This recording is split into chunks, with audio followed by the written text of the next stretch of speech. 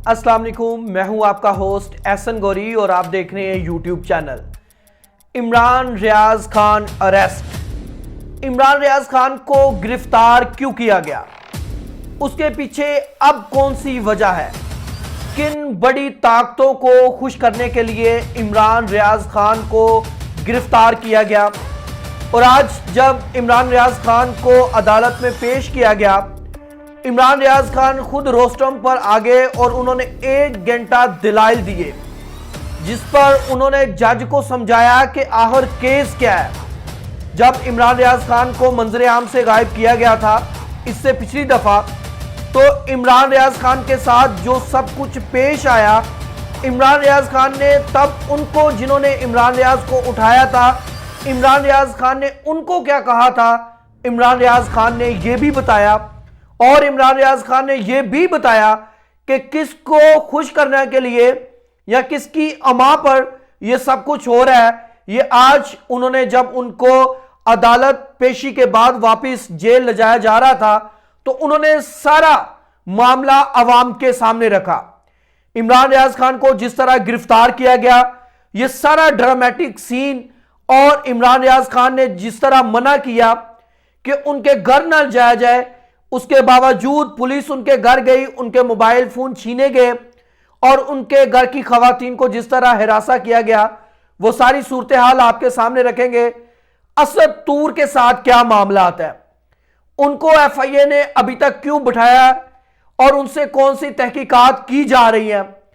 इमरान रियाज खान ने जो 3 अहम काम किए वो भी आपके सामने रखेंगे। इससे पहले कि तमाम तफसीलात से इमरान रियाज खान को जिस तरह अरेस्ट किया गया, वो सारी वजूहात में आपके सामने रखूं, रीजंस बयान करूं जो इसके बिहाइंड, पस मंजर, इसके पीछे जो शख्सियात कार फरमा है, उनका सबका चेहरा बेनकाब करूं। आपसे गुजारिश है कि मेरे इस चैनल को सब्सक्राइब कीजिएगा, बेल आइकन को दबाइएगा। अगर यह वीडियो पसंद आए तो इसको लाइक और शेयर लाजमी कीजिएगा।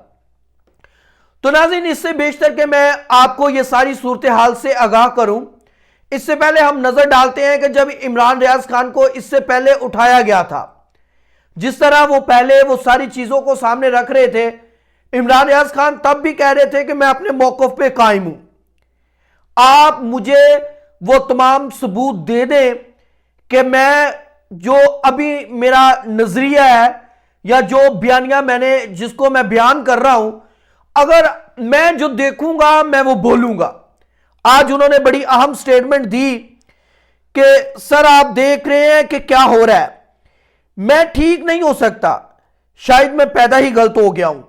मैंने इनसे कहा है कि मुझे आप जितना मर्जी जुल्म करें, मैं जो देखूंगा वो मैं बोलूंगा। मैं अपने पेट से कपड़ा नहीं उठा सकता, मेरे साथ जो हुआ मैं कभी नहीं बताऊंगा। जो इन्होंने किया, ये मेरे अदारे हैं, पुलिस भी मेरी है, मुल्क भी मेरा है और अदारे भी मेरे हैं, लेकिन मैं माफिया के सामने सरेंडर नहीं करूंगा, मैं आखिरी दम तक लड़ूंगा। अगर किसी को यह भूल है कि मैं बोलूंगा नहीं, मैं जुल्म को देखूंगा और मैं चुप हो जाऊंगा, तो यह आपकी भूल है। मैं अगर देखूंगा तो मैं उस जुल्म को आपके सामने बयान भी करूंगा। इमरान रियाज खान एक लंबी कैद काटने के बाद मंजरे आम पर आते हैं, उनके जुबान पर लुकनत आ जाती है, लेकिन उसके बाद वो फिर अपनी उसी रिवानगी के साथ बोलना शुरू हो जाते हैं और चीजों को बेनकाब करना शुरू कर देते हैं। उनकी जो बातें हैं वो मिलियंस के हिसाब से लोग सुनते हैं और वो जिस बात को देखते हैं उसके ऊपर अपना नजरिया, अपना एनालिसिस देते हैं।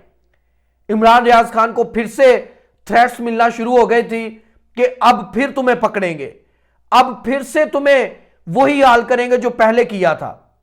इमरान रियाज खान को अचानक एक वो व्लॉग करते हैं जिस पर चीफ जस्टिस ने जो एक कुछ दिन पहले जब एक उन्होंने फैसला दिया, उसके ऊपर जो मुख्तलिफ उलमा इकराम ने अपनी राय दी थी, उसके ऊपर इन्होंने कुछ तबसरा किया। उस तबसरे के बाद तमाम मजहबी जमातों में बड़ा जोशो जुनून आ गया और जज्बा आ गया। लोग जो है वो ठीक ठाक काजी फायज ईसा को रगड़ा लगाने लगे اور اس سارے معاملے کے اوپر بولنے بھی لگے. اس کے بعد جو کچھ نام نہاد صحافی تھے وہ بھی جو عمران ریاض خان کے اوپر تنقید کرنے لگے. اور میں آپ کو بتاتا چلوں کہ عمران ریاض خان نے مریم نواز کے بارے میں بھی بہت کچھ بیان کیا کہ آخر مریم نواز کو یہ حکومت کیوں دی جا رہی ہے, مریم نواز کے ٹاسک کیا ہیں. اس پر مریم نواز بڑی سیکھوا ہو گئی اور انہوں نے عمران ریاض خان کے خلاف کارروائی کرنے کا جو ایک بڑا حکم وہ صادر فرمایا. اب رات 2 بجے عمران ریاض خان کے خلاف گھر پولیس آتی ہے جہاں وہ رہ رہے ہوتے ہیں. یہ ایک سائٹ گھر ہے, وہ وہاں رہتے ہیں, ریکارڈنگ کا سارا عمل وہاں ہوتا ہے. عمران ریاض خان بڑے آرام سے اپنی گرفتاری دیتے ہیں, کیمراز لگے ہوئے تھے, ان کے گارڈ بھی مسلح تھے, لیکن انہوں نے تمام لوگوں کو باز رکھا اور گرفتاری دے دی. اور عمران ریاض خان یہ کہتے رہے کہ میں آپ کے ساتھ جہاں آپ کہتے ہیں چلنے کے لیے تیار ہوں, لیکن آپ یہ بات کو شور کریں کہ آپ میرے گھر نہیں جائیں گے اور میرے گھر والوں کو ہراساں نہیں کریں گے, خاص کر میری خواتین کو, گھر کی خواتین کو آپ جو ہے وہ تنگ نہیں کریں گے. اس کے باوجود پولیس ان کے گھر بھی گئی, ان کے گھر سے کیمراز کی سی سی ٹی وی فوٹوج بھی اٹھا لی, ان کے گھر سے موبائل بھی اٹھا لیے, ان کی خواتین کو بھی ہراساں کیا. اب یہ سارے معاملات کے بعد عمران ریاض خان کو ایف آئی اے کی عدالت میں پیش کیا جاتا ہے. اب ادھر سرکاری پروسیکیوٹر پیش ہوتے ہیں. عمران ریاض خان جج سے یہ اجازت مانگتے ہیں کہ میں خود دلائل دوں گا. عمران ریاض خان خود دلائل دیتے ہیں اور 1 گھنٹہ دلائل دینے کے بعد جب اس سارے مقدمے میں سے کچھ نہیں نکلتا, عمران ریاض خان مسلسل اس سارے کیس کو خود بیان کرتے ہیں.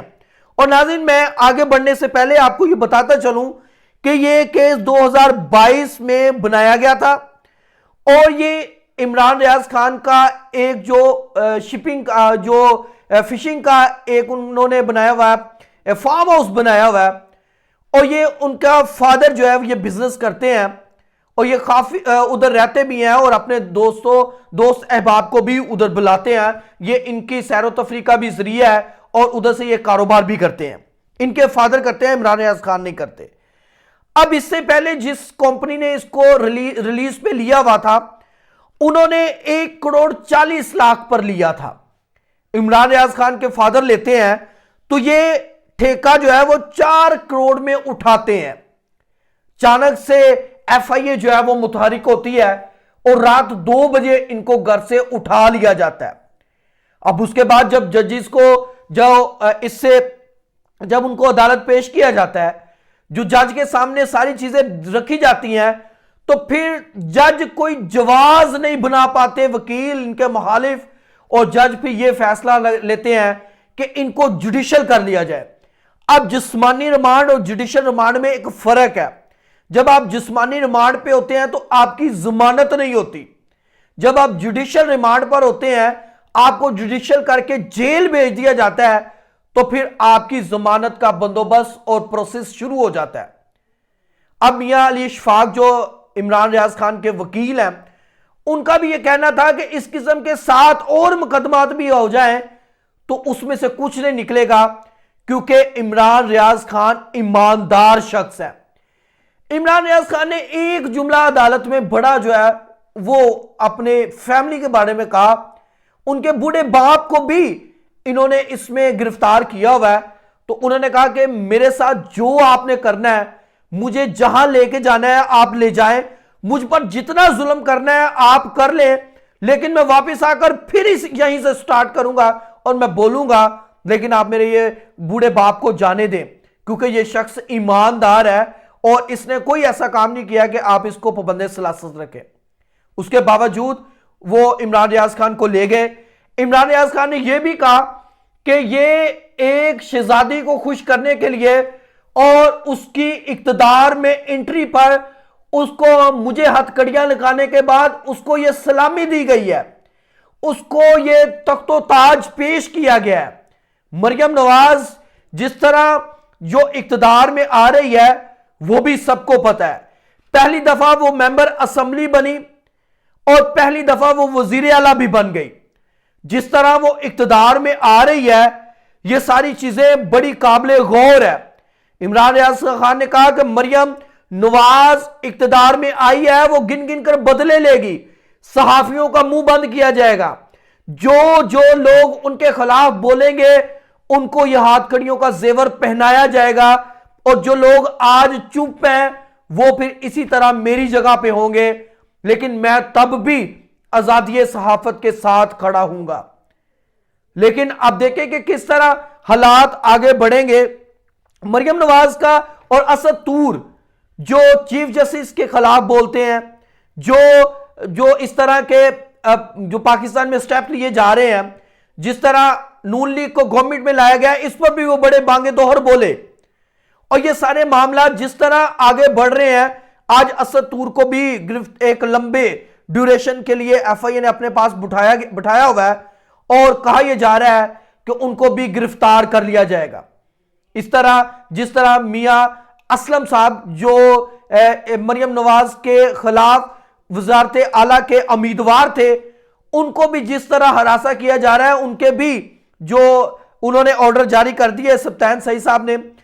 اور اس سارے معاملے کے بعد جب آپ اپنے مخالف کو دیکھنا بھی گوارا نہیں کریں گے تو پھر آپ کی یہ جو نام نہاد سیاست ہے اس کا کوئی فائدہ نہیں.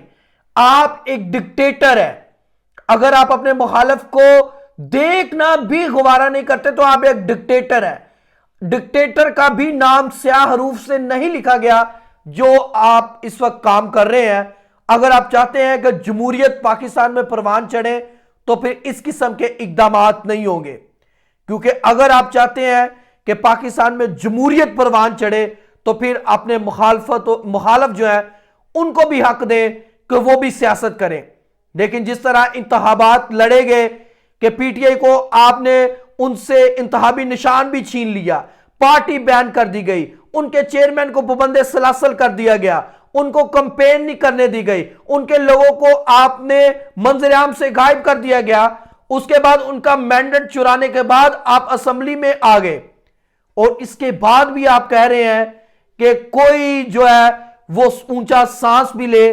تو ایسے نہیں ہوتا, کیونکہ جو آپ نے پاکستان میں نظام قائم کیا ہے, آئین قائم کیا ہے, جمہوریت کا تحفظ کی آپ نے قسم کھائی ہے, تو پھر اس طرح پاکستان میں جمہوریت نہیں بلکہ ڈکٹیٹرشپ پروان چڑھتی ہے. اپنے ہوسٹ احسن گوری کو اجازت دیجیے گا. اللہ حافظ.